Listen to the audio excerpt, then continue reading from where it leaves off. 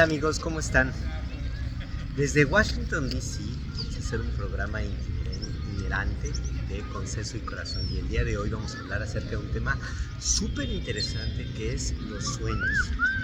¿Sabéis que pasamos casi 60,000 horas de nuestra vida dormidos? Y que esto representa entre 8 a 9 años totales. ¿Por qué es tan importante? ¿Para qué sirve? ¿Qué objeto tienen los sueños y qué beneficio pueden darnos en nuestra vida? Incluso qué condiciones holísticas tienen. Esa y otras respuestas las vamos a conocer hoy en Conceso y Corazón acerca de los sueños. Un tema súper interesante. Atrévete a seguirnos. Es el invierno de 1862 y Auguste Kull, un científico famoso que tratando de descubrir la fórmula del benceno, estaba rompiéndose la cabeza. El benceno es un hidrocarburo bastante peculiar. La mayor parte de los hidrocarburos contienen más átomos de hidrógeno que de carbono.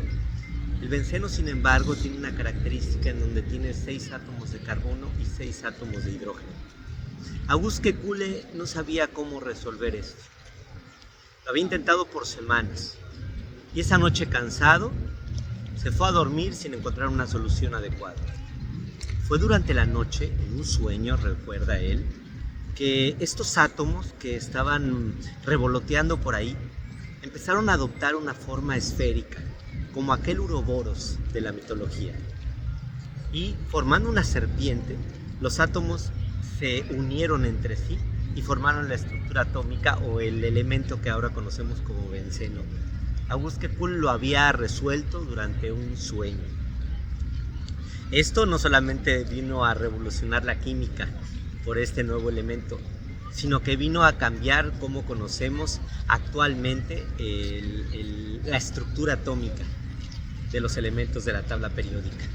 Fue también Medvedev quien, al estar encontrando cómo establecer una manera de que los elementos de la tabla periódica se conocieran de una manera más didáctica, fue durante el sueño que los elementos empezaron a revolotear, venciendo las mismas leyes físicas y de esta manera adoptando la forma que actualmente tienen o ocupan en la tabla periódica.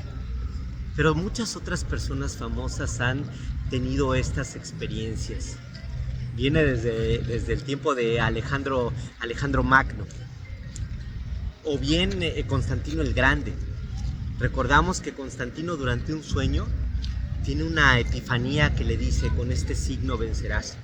Y este signo era una cruz sagrada, que durante la noche manda a colocar y a pintar en todas las armaduras de sus ejércitos, venciendo completamente al día siguiente.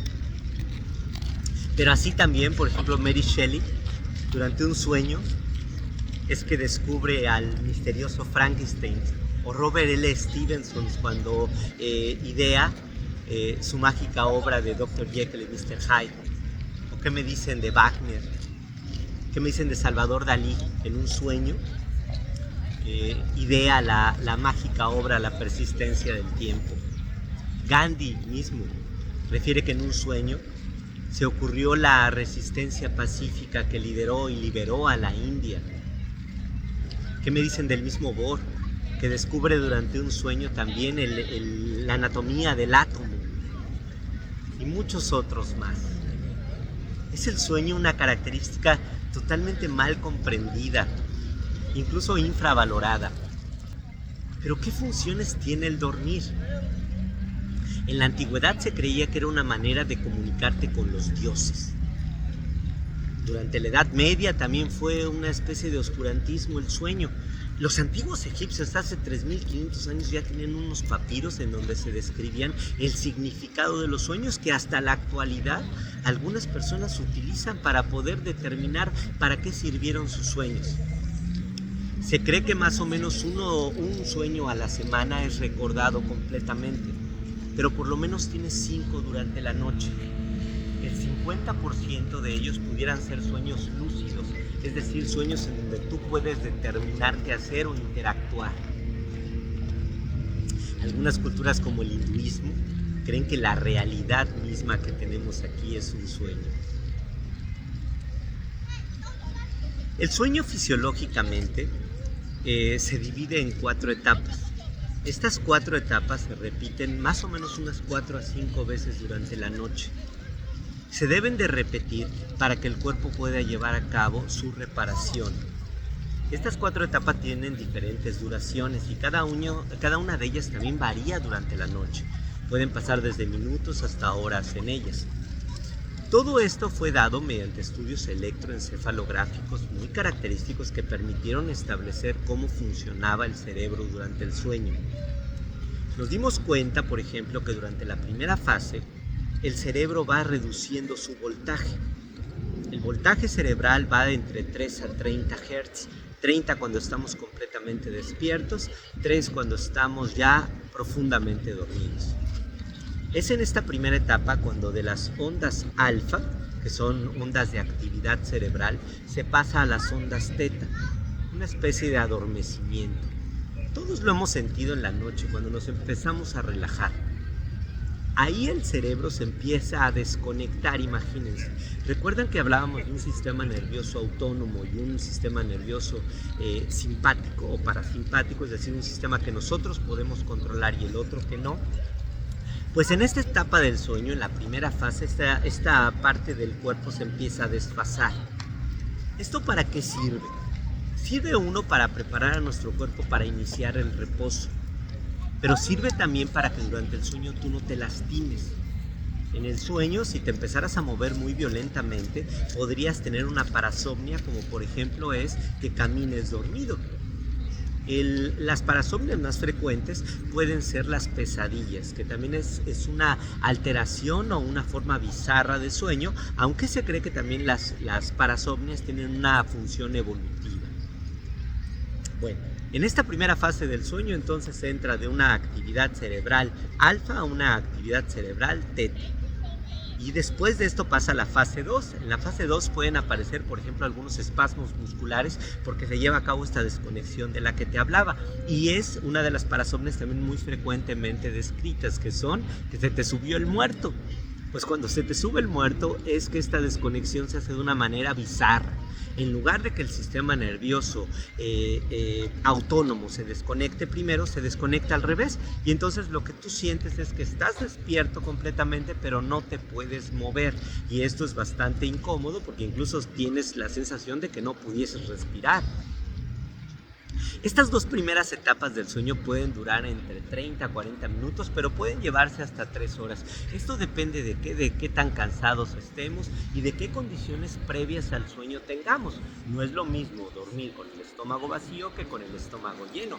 No es lo mismo dormir después de hacer ejercicio que estando viendo el celular. Si tú estás viendo el celular, scrolleando bastante, el cerebro no se alcanza a desconectar completamente y la fase 1 y 2 se prolongan hasta horas, y es el paciente que al otro día se siente cansado o poco descansado o poco repuesto. Es importante por eso que nosotros podamos capacitar a nuestro sueño, y por eso se recomienda que antes de dormir hagas un poco de ejercicio, cenes ligero, tomes un poco de agua y pongas un poco de música y no trates de ver aparatos de video porque eso puede alterar estas 2 primeras fases. Después entra la fase más importante, que es la fase de profundidad cerebral, de sueño profundo, que tenemos más o menos unas 3 a 5 veces durante la noche, y es en esta verdadera etapa donde empieza la magia. Porque los científicos han descubierto que es en esta tercera etapa donde el cuerpo lleva a cabo funciones indispensables para la vida. Primeramente, ¿se duerme para qué? Para no perder el sentido de la vista. Se ha visto en estudios científicos que durante el sueño el área visual tiene que permanecer prendida, porque en personas que han tenido, por ejemplo, un infarto cerebral o que tienen una desconexión visual, más o menos a los 40 minutos de que pasa esto, algunos otros sentidos, como el de la audición, el de la olfacción, empiezan a asumir las funciones del aparato visual. Es tanta nuestra dependencia visual que el cerebro trata de reconectarse inmediatamente. Se cree por algunos científicos que esa es una de las funciones más importantes del sueño, que no perdamos la vista. Al mantener visiones o alucinaciones durante la noche, aún con los párpados cerrados, el área visual primaria se mantiene funcionando y de esta manera protegida. Pero también hay otras funciones muy importantes durante el sueño, como es la función inmunitaria. ¿Te has dado cuenta que cuando no duermes bien es más fácil que te enfermes? Durante la noche, todos nuestros glóbulos blancos empiezan a descansar, pero también a repararse. Se cree también que durante la noche estos glóbulos blancos analizan la información acerca de los estímulos nocivos del exterior para poderlos reparar con mayor eficacia. Y se cree también que la inmunidad tiene una especie de memoria que se va reforzando durante la noche y que si no la tenemos es por eso que nos enfermamos también más rápido. Durante el sueño también se cree que hay una función de actividad genética. Es cuando nuestros genes se reparan también. Estudios avanzados en oncología mencionan que ya casi el 78% de las enfermedades, y algunos expertos hablan que hasta el 95% de las enfermedades son de origen epigenético. Solamente un 5% de las enfermedades a nivel mundial tienen un origen puramente hereditario. Todas las demás tienen un componente hereditario, pero se deben a cuestiones epigenéticas. ¿Qué quiere decir esto? El ambiente. El ambiente, como por ejemplo la falta de sueño, contribuyen a que nuestros genes se echen a perder. Y esto provoca enfermedades tan graves como el cáncer, como algunas enfermedades autoinmunes como el lupus eritematoso sistémico o enfermedades antifosfolípidos, enfermedades raras. Es durante el sueño que este sistema inmunológico se capacita y se optimiza, y también el sistema genético. Pero el sueño también tiene otra función en este sueño profundo del que hablamos, en esta fase 3, que es el de la memoria. Durante el día toda la información entra a través del hipocampo, recordarás.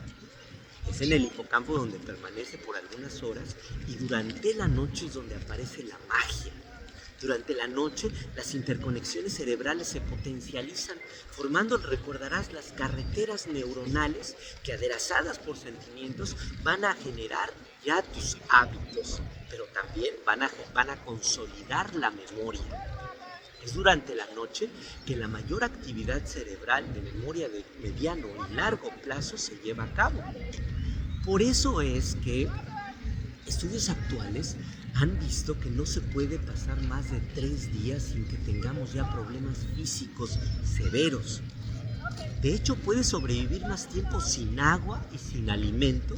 Sin agua más o menos es al 4.º día cuando te colapsas, pero en el sueño desde el 3.er día. La persona que más tiempo ha pasado sin dormir fue un joven que, aventurero, dijo: me quedo sin dormir, y se quedó sin dormir 11 días.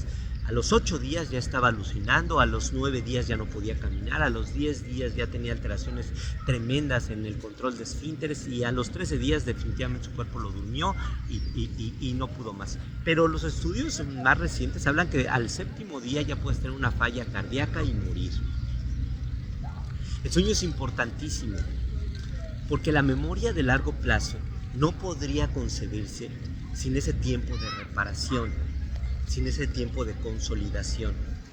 Pero todos hemos escuchado como Auguste Kuhne, que pudo encontrar la resolución de un problema, y es porque durante el sueño profundo, que partes de la estructura más antigua del cerebro, de ese cerebro reptiliano y mamífero, compuestos por el hipocampo, la amígdala o el núcleo lenticular y el núcleo caudado, se activan. No la corteza frontal. La corteza frontal, el neocórtex, el cerebro inteligente, ese se apaga. ¿Y por qué? Se cree que esto pasa para que puedas vencer las leyes físicas. Sí, claro, durante el sueño tú puedes volar. Durante el sueño puedes volverte una persona que pueda caminar en el fuego o pueda nadar en el agua sin respirar. Y es porque partes de la corteza cerebral en donde se lleva a cabo la estructura consciente se apagan. ¿Y esto qué le permite a tu cerebro? Poder idear soluciones a problemas complejos. Por eso, a Auguste Kuhne se le ocurrió la forma del Uroboros.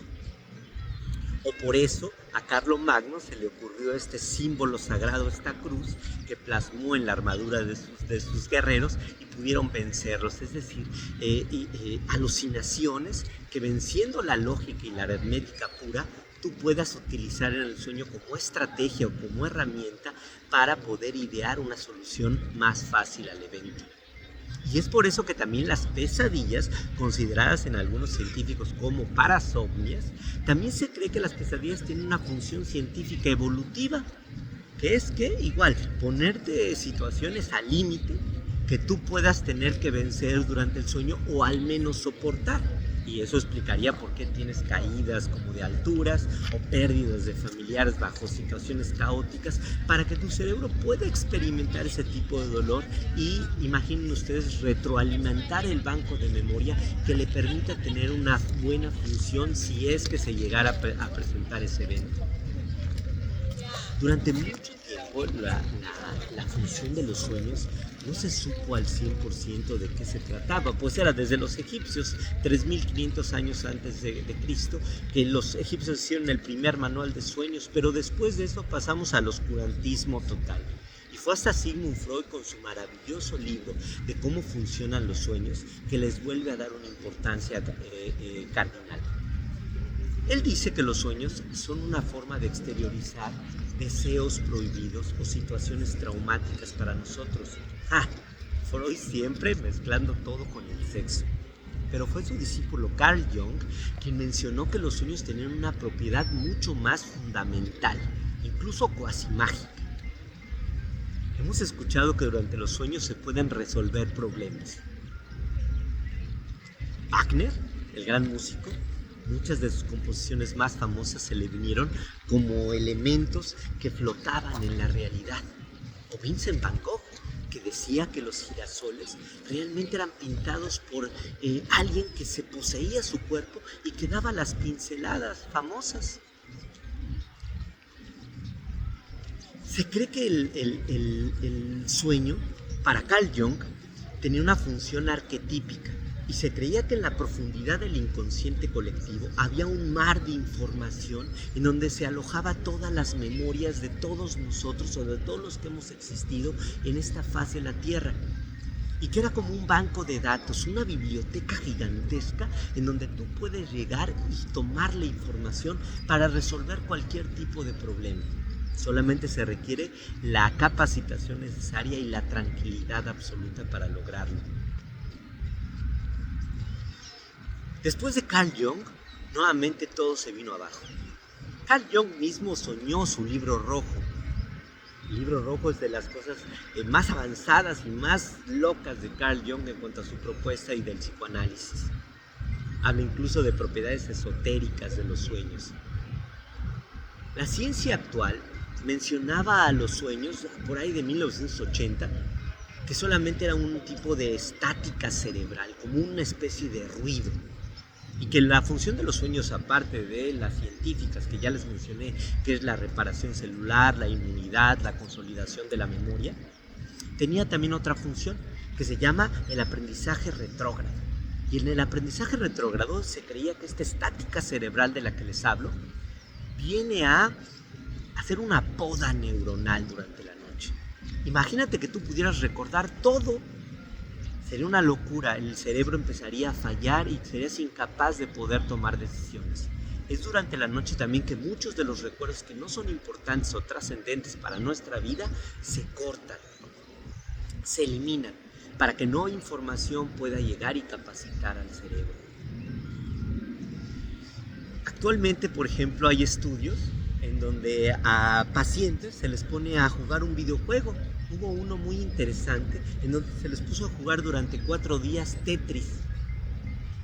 En la noche, después de jugar 8 horas seguidas, se les veía a los pacientes que empezaban a soñar elementos de cómo poder hacerse más expertos en el juego. Y eso explica también por qué en las noches, cuando nos vamos a la cama con algún problema, a veces somos despertados con la solución, o por la mañana tenemos ya una serie de propuestas para poder resolver problemas. El cerebro, mediante esta posibilidad de elementos alternativos, de que tú puedas describir que puedes volar o que puedes flotar o que puedes atravesar el agua. Puede también darte la posibilidad de tener escenarios alternos que te permitan resolver problemas. El sueño es el gran desconocido de la ciencia, al igual que la conciencia, al igual que el origen del universo. El sueño ha venido a cautivarnos durante décadas, durante milenios. Los estudios más recientes acerca de la conciencia hablan de que los sueños es una aproximación a lo que en realidad es el funcionamiento de nuestro cerebro. La neurociencia actual menciona que el cerebro no puede captar la realidad porque está preso en esta bóveda. Nosotros lo que captamos son elementos a través de los órganos de los sentidos, a través del tacto, de la audición, del olfato, de la visión, y eso es transformado en señales bioeléctricas. Entonces el cerebro lo que está recibiendo es una información ya depurada por los órganos de los sentidos, y lo que hace es una especie de alucinación. Los científicos no tienen otra forma que describirlo más que como una especie de sueño. Los antiguos Vedantas, la antigua religión hindú, mencionaba que la realidad misma es como un sueño, una alucinación. Y ahora, personajes como Bernardo Castro mencionan que la conciencia pudiese ser eso mismo, esa matriz general, ese río en donde nosotros solamente somos una expresión individual, como un remolino pequeño en ese mar, o esa ola que se manifiesta. Los estudios actuales creen que la conciencia es muy similar a un sueño. Así que sueña que puedes lograrlo y sueña que puedes hacer algo más. El sueño es fundamental para transformar también tu subconsciente. Recordemos que es durante el sueño cuando puedes acceder a esos lugares y puedes transformar quien tú eres. Es básico que durmamos entre 6 a 8 horas por lo menos. Pero ¿por qué no dormir más? Los primates, por ejemplo, pueden dormir hasta 13 horas seguidas. En el humano se cree que el hecho de que duermas poco tiempo, o al menos requieras entre 6 a 8 horas para hacerlo, es para que se completen estos ciclos de sueño. Los mamíferos inferiores, incluso los reptiles, también sueñan. Pero esta estructura avanzada de resolver problemas o de tener situaciones alternativas solamente se hace en nuestra especie. El sueño es algo fundamental para la trascendencia y evolución. Síguenos y sigue aprendiendo.